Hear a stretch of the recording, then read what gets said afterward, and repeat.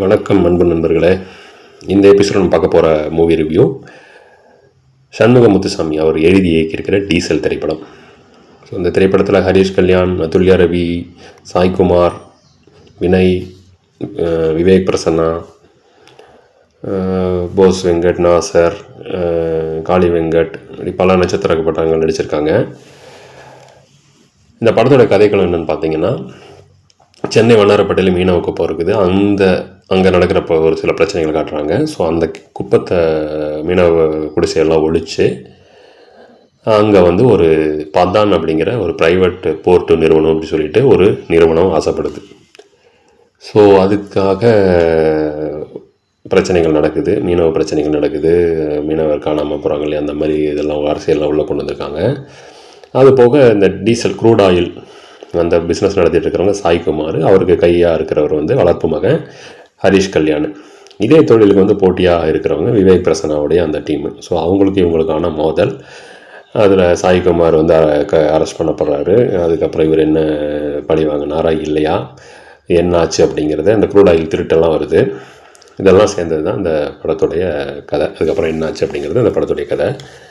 இந்த படத்துடைய பாசிட்டிவ் ஒரு சில நடிகர்கள் ஓரளவுக்கு நல்லா பர்ஃபார்ம் பண்ணியிருக்காங்க. குறிப்பாக சாய்குமார், ஹரிஷ் கல்யாணும் ஒரு ஓகே, அதுல்யா ரவி வராங்க. ஸோ வினய் நல்லா நடிச்சிருக்காரு. இந்த மாதிரி இவங்களோட கேரக்டர்ஸ்லாம் கொஞ்சம் நல்லா எழுதியிருக்காங்க, பரவாயில்ல. மியூசிக் அங்கங்கே படத்தை ஓரளவுக்கு காப்பாற்றுது. அப்புறம் லொக்கேஷன்ஸும் கொஞ்சம் ஓரளவுக்கு இந்த ஹார்பர் அதெல்லாம் காமிக்கிறதுனால கொஞ்சம் அப்படியே போகுது. எடிட்டிங்கெல்லாம் கொஞ்சம் ஒரு ஆவரேஜாக பண்ணியிருக்காங்க. ஸோ அதெல்லாம் பார்க்கும்படியாக இருக்குது. நெகட்டிவ் பார்த்திங்கன்னா நிறைய இருக்குது. படத்தில் நிறைய லாஜிக் மீறல்கள். ஒரு எக்ஸாம்பிள் சொல்லணும்னா, ஒரு 2000 கோடி லிட்டரை க்ரூட் ஆயிலில் கடத்துறாங்க அப்படின்னு சொன்னாங்க. அது எப்படி கடத்துனாங்கிறது முதல்ல காட்டப்படலை. அந்த கடத்துனதை நம்மளால் நைட்டாக கடத்துறாங்க அப்படின்னு சொல்லிட்டு இந்த டிப்பர் லாரிங்கிற இந்த குட்டியான இருக்கு இல்லையா, அதில் பேரல் வச்சு கடத்துறாரு நைட்டாக. ஸோ இதெல்லாம் ஏற்றுக்க முடியாததாக இருக்குது. சீனுக்காக ஏதோ பண்ண மாதிரி இருக்குது. இந்த படம் பார்த்திங்கன்னா கொஞ்சம் கத்தி, வேலைக்காரன், வட சென்னை இதெல்லாம் கலந்த மாதிரி ஒரு சப்ஜெக்ட். சரிங்களா. படத்தில் எக்கச்சக்கமான ஆர்டிஸ்ட் போட்டிருக்காங்க. ஆனால் யார் கேரக்டருமே நம்ம மனசில் நிற்காது. இவங்க கொஞ்சம் அதிகமாக வரனால ஹரிஷ் கல்யாண், விவேக் பிரசன்னா இவங்களோட இணையெல்லாம் நமக்கு கொஞ்சம் தெரியுது. மற்ற கேரக்டர்ஸு போஸ் வெங்கட், காளி வெங்கட் எல்லாம் வராங்க. இந்த கேபிவை தீனா வராரு, தங்கதுரை வராரு. ஓகேங்களா. ஸோ இன்னுமே பல நட்சத்திரங்கள் உள்ளே இருக்காங்க. அதெல்லாம் நீங்கள் யாருன்னு படம் பார்த்து தெரிஞ்சுக்கோங்க. அவங்க கேரக்டர் யார் கேரக்டருமே நல்லா எழுதலை. போகிற பக்கம் வாங்க கேரக்டரிஸ்ட் வரீங்களா, இதை பண்ணியிருப்போம் அப்படிங்கிற மாதிரி வந்தவங்களெல்லாம் அப்படியே பூஜைக்கெல்லாம் கூப்பிட்டுருப்பாங்களா, அந்த மாதிரி கூப்பிட்டவங்களெல்லாம் கொஞ்சம் நடிக்க வச்சு அனுப்பிவிட்ட மாதிரி தெரியுது. அதெல்லாம் கொஞ்சம் மாற்றிருக்கலாம்.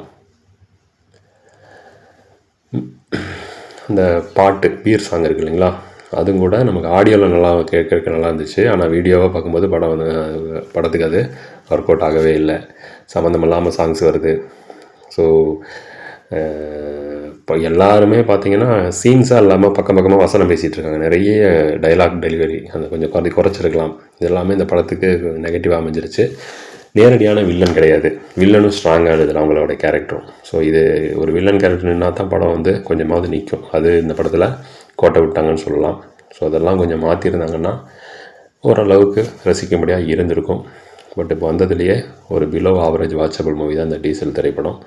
ஹரிஷ் கல்யாண் பொறுத்தளவுக்கு வளர்ந்து வரக்கூடிய ஒரு நடிகர். இந்த 2 படம் கடைசியாக அந்த 2 படம் லப்பர் பந்து, பார்க்கிங் நல்லா ஹிட் ஆச்சு. இது ஒரு கமர்ஷியல் ஆக்ஷன் ஹீரோவாக பண்ணலான்னு இறங்கியிருக்காங்க. ஆனால் அவருக்கு அந்தளவுக்கு கை கொடுக்கல அந்த படம். அது அவருடைய கேரக்டர் சரியாக இன்னும் டிசைன் பண்ணாமல் பிரச்சனையா, இல்லை அவருக்கு ஆக்டிங் அந்தளவுக்கு இந்த கமர்ஷியலுக்கு இதாக வரலையான்னு தெரியல. போகும் படங்களில் இனி எப்படி வருங்கிறத நம்ம பார்ப்போம், பொறுத்திருந்து பார்ப்போம். ஸோ ஒரு UA 16+ தான் அந்த படம். அதனால் கொஞ்சம் ரத்தம் தெரிக்கும் காட்சிகளாக இருக்குது. பார்த்து ஃபேமிலியோட போகிறது பார்த்துப்போங்க. மற்றபடி ஓகே தான். வந்திருக்கிறதுல 3 படம் வந்திருக்கிறதுல ஒரு படம் ஃப்ரீயாக இருந்தீங்கன்னா போய் பாருங்கள். பார்த்துட்டு உங்களுடைய கமெண்ட்ஸ் என்னங்கிறத பதிவு பண்ணுங்கள். மீண்டும் மற்றும் ஒரு திரைவிமர்சன நிகழ்ச்சியில் சந்திக்கலாம். எங்களுடைய சேனல் பிடிச்சிருந்துன்னா ஷேர் பண்ணுங்கள், சப்ஸ்கிரைப் பண்ணுங்கள், உங்கள் ஃப்ரெண்ட்ஸுக்கும் சொல்லுங்கள். நான் பொது அரசியல் நிகழ்வுகள், மூவி ரிவ்யூஸு, இந்த மாதிரி பொதுவான விஷயங்கள் எடுத்து நம்ம பேசிகிட்டு இருக்கோம். உங்களுடைய சப்போர்ட் எங்களுக்கு தேவை என்பதை தெரிவித்துக் கொள்கிறோம். நன்றி, வணக்கம்.